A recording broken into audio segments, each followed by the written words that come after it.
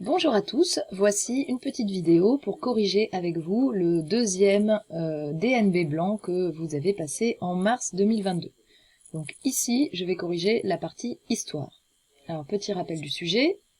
Donc en histoire, vous aviez l'analyse de documents qui portait sur plusieurs documents en relation avec la Seconde Guerre mondiale en France, en particulier des documents qui avaient à voir avec la résistance. Donc il y avait d'abord un tract du mouvement de résistance, puis une photographie d'un défilé de résistants. Alors tout d'abord, on vous demandait d'identifier la nature et l'auteur du document 1. Donc là, en général, quand on vous demande de présenter un document, il faut toujours regarder ce qui l'entoure. Très souvent, on vous donne l'essentiel des réponses. Donc, on regarde, document 1, tract du mouvement de résistance, combat de novembre 1942. Donc la nature, c'est un tract, et les auteurs du document, c'est le mouvement de résistance combat, tout simplement. Donc quand on lit bien la légende du document, on a la réponse à la question de présentation de ce document. Deuxième question. À l'aide de vos connaissances, présentez la situation politique de la France dans ces années 1942-1943. Ça vaut 5 points, donc évidemment, on attend une réponse développée de votre part. Donc tout d'abord, il fallait parler évidemment de la situation militaire de la France à ce moment-là.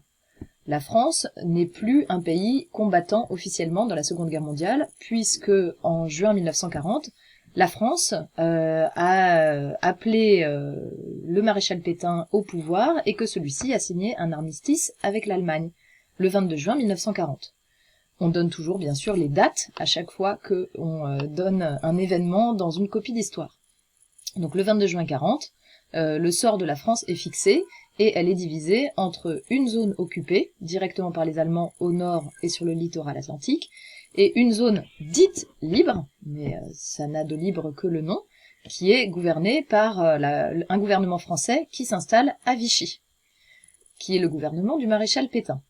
On peut préciser qu'en 1942, en novembre 1942, la zone libre sera également occupée par les Allemands. Et le gouvernement de Vichy, il faut évidemment en parler, il faut parler du fait que le maréchal Pétain va mettre en place à Vichy un régime autoritaire dans lequel il n'y a plus d'institutions représentant les Français, il exerce tous les pouvoirs, les réunions du Parlement ont été ajournées, donc c'est la fin de la Troisième République, c'est un régime qui est une dictature, et ce régime de dictature va mettre en place la collaboration avec les Allemands. Donc cette collaboration est officialisée par la rencontre de Montoire que l'on voit ici entre Pétain et Hitler, et elle va prendre de très nombreuses formes qu'il ne convient pas de détailler dans la réponse à cette question, sinon ça vous ferait une réponse trop longue. En réponse à cette politique de collaboration et à ce régime autoritaire, va se mettre en place, en France, des mouvements de résistance, comme ici on voit ici un organe de presse, Libération, qui est un mouvement de résistance qui publie donc clandestinement à ce moment-là, et qui vont protester contre la collaboration avec l'Allemagne, contre la suppression des libertés, et qui n'acceptent pas la défaite face à l'Allemagne et la politique qui est mise en place par le maréchal Pétain. Troisième question, relever dans les documents 3 acteurs engagés dans la résistance. Donc quand il s'agit de relever, normalement, toutes les réponses sont dans les documents, il faut bien les observer. Donc regardons tout d'abord le document 1. Donc les acteurs de la résistance, ce sont ceux qui jouent un rôle dans la résistance. Donc le premier acteur dont il est question, on regarde le document, avec tous les mouvements de résistance, combat, adresse l'appel suivant au peuple français, 14 juillet, 11 novembre, fête de la liberté, fête de la liberté, de la victoire, elle symbolise la France, c'est pourquoi l'ennemi et les traîtres les rayent de nos calendriers. En masse, il y a 4 mois vous avez célébré le 14 juillet, en masse vous célébrerez le 11 novembre contre l'ennemi et contre les traîtres. La France s'affirmera ce jour-là contre le Boche, contre Vichy, avec De Gaulle, dans le souvenir de la victoire, dans la certitude de la victoire, patriote, le 11 novembre 1942, à partir de midi, massés sur les lieux habituels de rassemblement, vous proclamerez la volonté unanime de la France. Et c'est signé combat. Donc, quels acteurs sont identifiés? Eh bien, le mouvement de résistance combat, celui qui se place au-dessus de la résistance française pour la coordonner, De Gaulle, qui est celui qui est l'auteur de l'appel du 18 juin, appel à ne pas accepter la défaite. Donc on a deux acteurs, et dans l'autre document, on voyait des résistants qui défilaient le 11 novembre 1943, et on vous dit que ce sont les maquisards de l'Ain. Donc c'est le troisième acteur, les maquisards. Donc je récapitule. Premier acteur, le mouvement combat. Deuxième acteur, De Gaulle. Troisième acteur, les maquisards.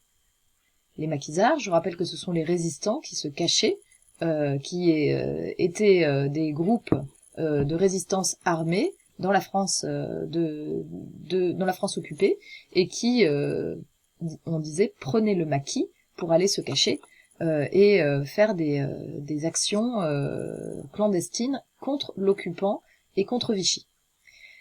Alors, certains ont donné comme réponse, parmi les acteurs de la résistance, le peuple, puisque combat on appelle au peuple français. Simplement, le peuple français, c'est pas un acteur en tant que tel ici, parce que c'est très très large, très vague, donc ça n'a pas été accepté comme une réponse suffisante. Il en va de même pour le mot patriote. En fait, le mouvement combat appelle chaque citoyen à être un patriote, à se comporter en tant que personne qui défend la patrie. Mais ça n'est pas suffisamment précis pour être une bonne réponse. Quatrième question, à l'aide de vos connaissances et des documents, expliquez les raisons de leur engagement.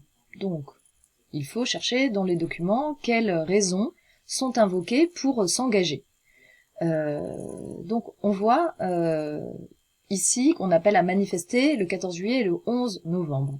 Et on dit « l'ennemi et les traîtres les rayent de nos calendriers ». Donc, il y a ici un rejet de la politique du régime de Vichy, première raison possible, le rejet de la politique du régime de Vichy, qui a mis à bas les institutions républicaines et qui a mis à bas les symboles de la France, donc le refus de Vichy. Ensuite, on voit que De Gaulle est cité, De Gaulle qui donc appelle à la résistance, qui refuse la défaite. Donc deuxième raison, refus de la défaite et de l'armistice. Et évidemment, quand on refuse la défaite, qu'on refuse le régime de Vichy et ses actions, eh bien, on refuse aussi la collaboration de la France avec l'Allemagne. Donc les trois réponses attendues étaient celles-ci, le refus de la défaite et de l'armistice, la lutte contre le régime autoritaire de Vichy et le refus de la collaboration. Question 5. Pourquoi les dates du 14 juillet et du 11 novembre ont-elles été choisies par les mouvements de résistance pour appeler le peuple à défiler? Donc ces dates sont évidemment des dates importantes pour la France, et ce qu'on attend de vous, c'est que vous sachiez ce qu'elles représentent. Donc le 14 juillet, c'est évidemment la date de la fête nationale française, fête nationale qui elle-même commémore la prise de la Bastille, c'est-à-dire la prise de pouvoir par le peuple contre l'arbitraire royal, donc la mise en place symboliquement de la République, puisqu'il n'y a plus le pouvoir d'un seul, c'est le pouvoir du peuple. Et donc ce 14 juillet est commémoré depuis les débuts de la Troisième République, même depuis la Révolution française, mais en tant que fête officielle, c'est la Troisième République. Et c'est une date qui, évidemment, est extrêmement symbolique pour les résistants, puisque Vichy interdit de le célébrer. Deuxième date que Vichy interdit de célébrer, et c'était extrêmement choquant pour les Français de l'époque, c'est le 11 novembre. Le 11 novembre, c'est une date qui commémore quelque chose de plus récent, c'est l'armistice de la Première Guerre mondiale. C'est une date extrêmement importante parce qu'il faut se rendre compte que énormément de Français qui vivent la Deuxième Guerre mondiale ont également vécu la Première Guerre mondiale et ont vécu le traumatisme que c'était, et rendre hommage aux anciens combattants de la Première Guerre mondiale, c'est quelque chose qui est essentiel pour eux. Le fait que le maréchal Pétain, qui pourtant était un des officiers commandants pendant la Première Guerre mondiale, accepte de ne pas le célébrer, puisque l'Allemagne le lui demande, parce que pour l'Allemagne c'est une date d'humiliation. Donc le fait qu'il courbe l'échine devant les Allemands, c'est quelque chose qui est très mal vécu par la majorité des Français, même quand ils étaient pétainistes d'ailleurs. Et ça va être parmi les premiers actes de résistance de fêter ces fêtes, le 14 juillet et le 11 novembre, pour manifester que les valeurs françaises sont toujours vivantes, même si le régime de Vichy a trahi en fait les valeurs de la France. Enfin, dernière question pour cette analyse de documents, présenter des exemples d'actions menées par la résistance en France et les risques encourus. Eh bien, il fallait du coup là recourir à vos connaissances pour parler des différentes actions des résistants qui étaient très nombreuses. Donc on pouvait évoquer par exemple la fabrication de faux papiers, comme ici on voit des faux papiers pour une personne juive donc qui a des papiers certifiant qu'elle ne l'est pas. On pouvait également évoquer les groupes de résistants qui étaient clandestins, les maquisards, qu'on voyait aussi dans le document. On pouvait évoquer les sabotages menés par les résistants. Ici, on voit des affiches qui appellent au sabotage des machines par le personnel engagé de la SNCF. On pouvait évidemment parler de la contre-propagande menée dans les journaux de résistance. Toutes ces actions qui étaient menées sur le territoire de la France.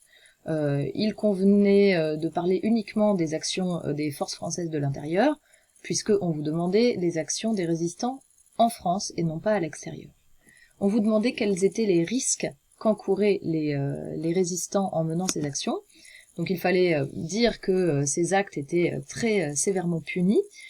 Ici on voit un avis d'arrestation de communistes militants suite à des actes de sabotage. Donc il y avait des arrestations et des exécutions d'otages suite à tous les actes de résistance. Si des résistants étaient arrêtés, eux-mêmes étaient torturés, condamnés à mort en France ou déportés. Donc il y a eu de très nombreux résistants qui furent déportés, donc dans des camps de concentration en Allemagne. Donc c'était des actes qui étaient extrêmement risqués, puisque les résistants étaient recherchés par la Gestapo et par la milice. Voilà pour cette analyse de documents. Je vous retrouve pour la deuxième partie, le corrigé du développement construit.